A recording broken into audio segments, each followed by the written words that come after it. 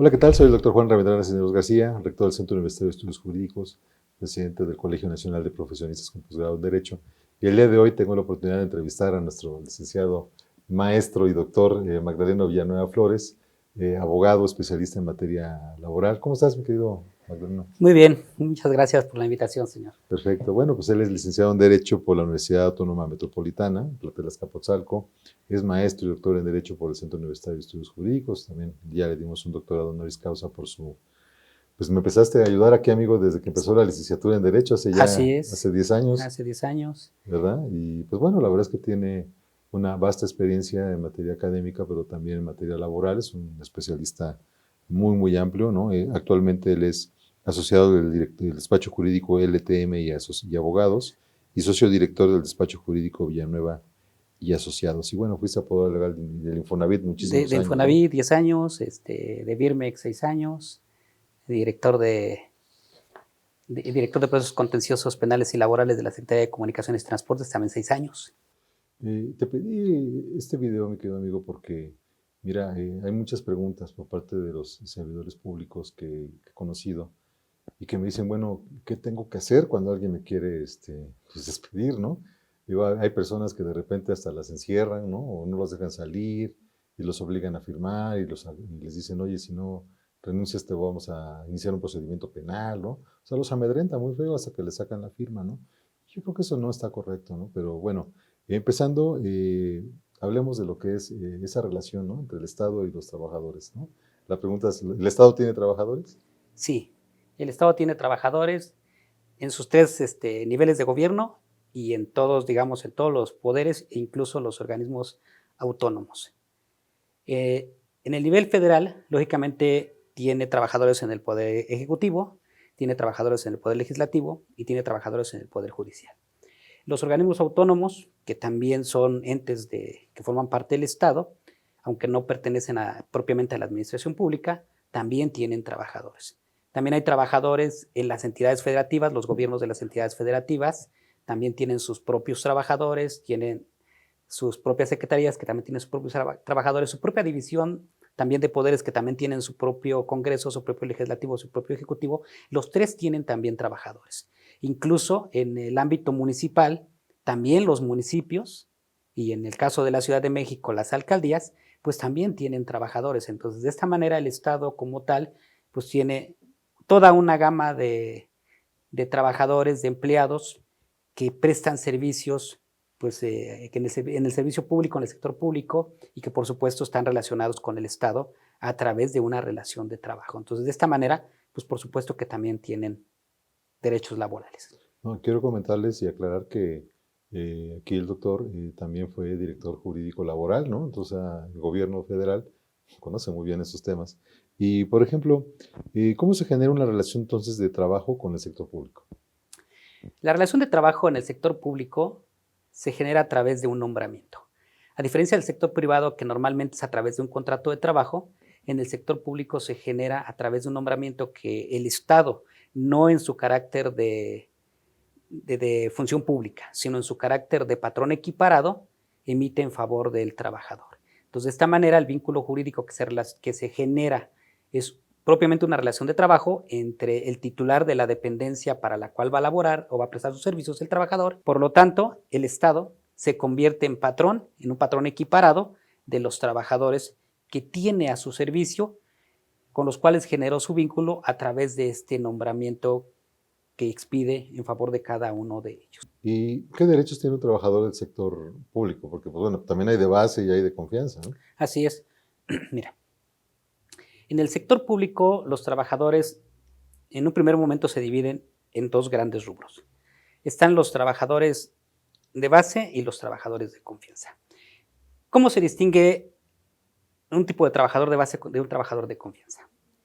La propia ley burocrática o la ley federal de los trabajadores al servicio del Estado nos señala cuáles son las funciones de confianza y por ende quienes realicen ese tipo de funciones son los que se consideran trabajadores de confianza. Quienes no realicen esas funciones que están en el catálogo que señala el artículo 5 de la Ley Federal de los Trabajadores al Servicio del Estado como de confianza, son por exclusión trabajadores de base. Ahora, los trabajadores de confianza a su vez se subdividen en dos rubros también. son los servidores o los trabajadores de confianza que son de libre designación, es decir, aquellos que no tienen que pasar por un proceso de selección, por un proceso de admisión, y que el titular de la dependencia para la que son contratados, simple y sencillamente, pues por alguna cuestión académica o por algún otro tipo de cuestión, lo selecciona y dice, ok, yo lo designo, yo lo nombro como trabajador de confianza y le emite su nombramiento respectivo. Y ya hay aquellos que son del servicio profesional de carrera, es decir, son trabajadores también de confianza, realizan funciones de las que la propia ley señala como de confianza, que normalmente son las funciones de dirección, de administración, de fiscalización, de representación, manejo de recursos económicos, que las cataloga así, pero que también estos servidores públicos o del servicio profesional de carrera van a desempeñarlas igual que los de libre designación. Pero a diferencia de los de libre designación, los del servicio profesional de carrera sí tienen que agotar un proceso de selección, un proceso de admisión y un proceso de ingreso. Por tanto, pues ellos tienen, digamos, un cierto tipo de derechos que no tienen los de confianza de libre designación. Bueno, ahora, ¿qué derechos tienen cada una de esas tres categorías? Los trabajadores de base tienen derecho a la inamovilidad, es decir, una vez que cumplen 6 meses al servicio de la dependencia, sin que tengan una nota desfavorable en su expediente, que sea de manera continua, ellos adquieren algo que se llama estabilidad en el empleo. Esa estabilidad en el empleo les permite mantener su relación de trabajo de manera indefinida y que el patrón equiparado, en este caso el titular de la dependencia para la cual laboren, solo puede separarlos a través de un procedimiento de cese y en el cual se acredite que ellos dieron motivo a una causal que la propia ley señala para poderlos cesar. Es decir, pues que hayan incurrido en alguna conducta ilegal y que por tanto el patrón, con base en esa conducta, pueda cesarlos del trabajo, ¿no? Pueda separarlos del trabajo, pero es previo todo un procedimiento primero interno y después todo un juicio que tendrá que llevar ante el Tribunal Federal de Conciliación y Arbitraje, el cual, a través de un laudo, le permitirá o le autorizará al patrón equiparado a separar al trabajador de base. En cambio, los de confianza, como ya dijimos que se clasifican en 2 rubros, aquellos que son de libre designación, pues como son de libre designación, tampoco hay un procedimiento de separación. Y entonces el patrón equiparado, que sería el Estado, o el titular de la dependencia para la cual laboren, puede, a través de un simple oficio de pérdida de confianza, separar al trabajador de confianza de libre designación. Por otro lado, el que es del servicio profesional de carrera, aquel servidor público que está dentro del servicio profesional de carrera, ese no puede ser separado tan fácil. O sea, si bien es cierto, tiene estabilidad del empleo, tampoco la tiene del todo. ¿A qué me refiero con esto? Si el patrón separa al servidor público de confianza de manera incorrecta, se considerará que hubo un despido injustificado. Y lógicamente se considera como un despido injustificado cuando lo separa sin agotar el procedimiento de remoción. Es decir, así como el trabajador de base tiene que agotar su procedimiento para poderlo cesar, en el caso de los servidores públicos de carrera también tiene que haber un procedimiento para que el patrón equiparado pueda separarlos del servicio profesional de carrera de manera justificada. Si no cumple con ese procedimiento, entonces estará incurriendo en un despido injustificado y este servidor público de carrera, si bien es cierto, hasta el momento, de acuerdo a los criterios jurisprudenciales vigentes, no tiene derecho a demandar la reinstalación, sí tiene cierta estabilidad del empleo relativa. ¿Qué implica esto? Que si bien no lo van a reinstalar, sí van a condenar a la dependencia a que le pague una indemnización de 3 meses de salario, a que le pague 20 días por cada año de servicios laborado, como indemnización por el despido injustificado. Entonces, yo he conocido a mucha gente de carrera y los corren así nada más. Sí, por supuesto. La cuestión aquí es que a veces los servidores públicos de carrera desconocen esto y simple y sencillamente dicen, no, pues es que era yo de confianza, no tengo derecho y por lo tanto, pues no hacen ningún procedimiento, no se inconforman, no acuden a tribunales, no consultan pues un abogado que conozca bien este tipo de situaciones. Así es, y por lo tanto, pues a veces simple y sencillamente se van o firman la renuncia y se dicen adiós al trabajo, ¿no? Simple y sencillamente esa parte, pues no la defienden, ¿no? Y aquí, como todos los derechos, quien sea titular de un derecho, pues tiene que exigirlo, tiene que hacerlo valer, tiene que hacer las acciones. Si tú tienes un derecho y no lo exiges, no haces valer, pues por supuesto que nadie te va a llegar a defender, ¿no? Entonces, esos son, digamos, los derechos que tienen cada uno de estos tres tipos de trabajadores. Y por ejemplo, alguien que sea completamente así de confianza, ¿no? Digo, me ha tocado ver a varios compañeros, digo, incluso me han platicado varios, que de repente llegan y los encierran, ¿no? Hasta en un cuarto y bueno, se ha visto varios videos ahí en el Facebook, ¿no? Donde juntan a 40, ¿no? Y llega un cuate bien grosero, altanero, les dice de todo y firman o si no, se van a la cárcel, ¿no? Así, dices tú, ¿qué es eso, no? O sea, y el problema es que la gente firma.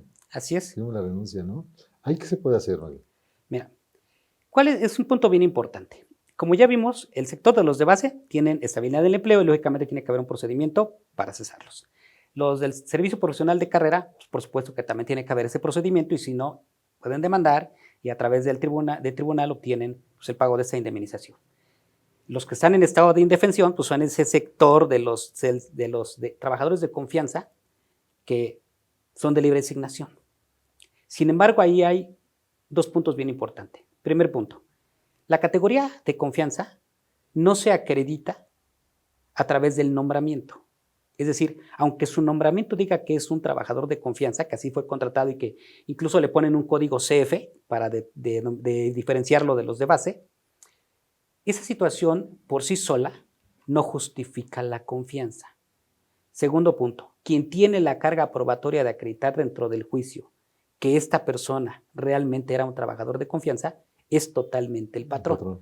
Entonces, si el patrón no acredita, no solo que haya un nombramiento con un código de confianza, sino que este trabajador de confianza de libre designación, en la realidad, en la práctica, efectivamente realizaba funciones de las que están en el catálogo de la ley como efectivamente de confianza. Y digo, ya por experiencia se los comento, pues yo a lo largo de mis años en el servicio público, pues pude percatarme que hay muchísima gente que está contratada con una plaza de confianza, de esas de libre designación, pero que en la práctica, en la realidad, pues nunca realiza de las funciones de confianza que señala la ley como tales. Por tanto, pues a ellos tienen toda la posibilidad de en un juicio poder ganar no solo la indemnización, al contrario, pueden ganar la reinstalación, pueden ganar el pago de salarios caídos e incluso la base, ¿no? Pueden ganar efectivamente que los reconozcan como trabajadores de base y que a partir de ahí, pues ellos también tomen para sí la estabilidad en el empleo y que por ende después el patrón pues, no pueda separarlos si no es a través de un procedimiento y por una causa netamente justificada. Entonces, yo sí les diría, pues oye, si estás en esa situación, pues demanda. Ahora, la otra parte de la pregunta, ¿qué pasa si los encierran, si los obligan, si los coaccionan, si de alguna manera los presionan para firmar? Yo siempre les he dicho, pues no firmes. O sea, primer punto, si te encierran en una oficina, si no te dejan salir, pues simple y sencillamente hay una privación ilegal de la libertad. Oye, pues tienes un celular, háblale a alguien que esté afuera de tu familia, conocido, y dile, oye, ¿sabes qué? Va a ser la denuncia porque aquí estamos tantos que nos están privando de la libertad porque no nos dejan salir. Primer punto. Entonces no te pueden impedir ningún funcionario público que tú salgas al exterior, que tú te puedas retirar de las instalaciones por una situación de ese tipo. 2, el funcionario que lo haga está cometiendo, además de un delito, está también cometiendo un ejercicio indebido de funciones como servidor público, que también trae una responsabilidad penal y que además trae una responsabilidad administrativa. Entonces también pues, hay que denunciar. De esta manera no te pueden pedir. Segunda, no te pueden coaccionar ni te pueden obligar. Así te digan, pues si no, ahorita llamo a la patrulla y que se los lleve presos, así yo te llamo a la patrulla y que los vamos a acusar porque encontramos esto y que no. Todo ese tipo de cuestiones ameritan una averiguación de manera anticipada, es decir, una carpeta de investigación en materia penal, una carpeta de investigación en materia administrativa para alguna responsabilidad administrativa, pero en todas, este trabajador va a tener la posibilidad de defenderse, de ofrecer pruebas y en todo caso la parte acusadora tendrá la obligatoriedad de acreditar que efectivamente este trabajador cometió esos ilícitos o esa conducta administrativa incorrecta, ¿no? Entonces, que no los engañen, que no los amedrenten con ello, y que simple y sencillamente, si ya les están exigiendo, ya no los quieren tener, bueno, pues ok, me retiro, recojo mis cosas, me voy, y no firmo la renuncia, y en todo caso pueden demandar, pueden defender su plaza en tribunales con la posibilidad de ganarla y poder obtener su reinstalación, pero que no se dejen intimidar por ese tipo de situaciones.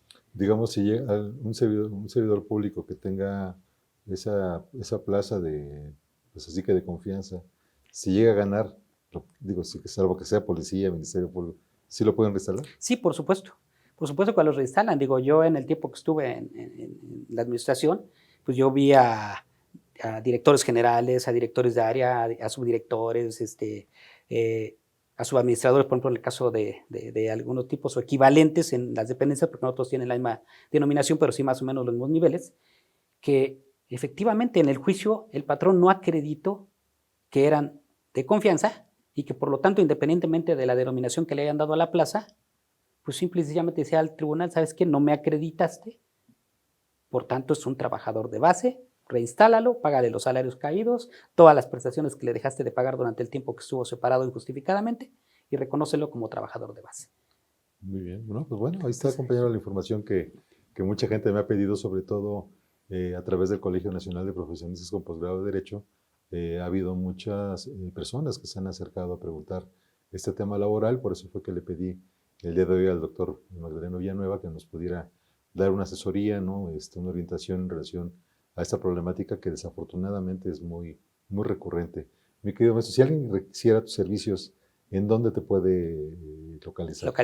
Ok, el número de teléfono es el 55 27 14 99 34, en donde nos mandan un mensajito, nos ponen su nombre y nosotros nos comunicamos. O bien algún mensaje a través del correo electrónico, que sería magdaleno-villanuevaflores, todo junto, @yahoo.com.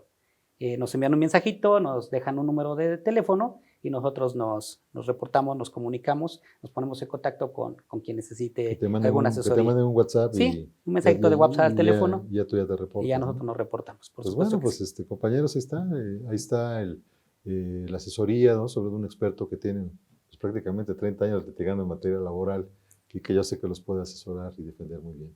Pues mi querido doctor, muchas gracias. Al contrario, muchas gracias por la invitación, estamos a la orden. Y bueno, esperemos en otros videos seguir platicando de los temas laborales. Por supuesto que sí. ¿Verdad? Y bueno, para terminar, los invitamos a estudiar con nosotros la licenciatura en Derecho, cualquiera de nuestras 7 maestrías en Derecho y 3 doctorados. Soy Cuello.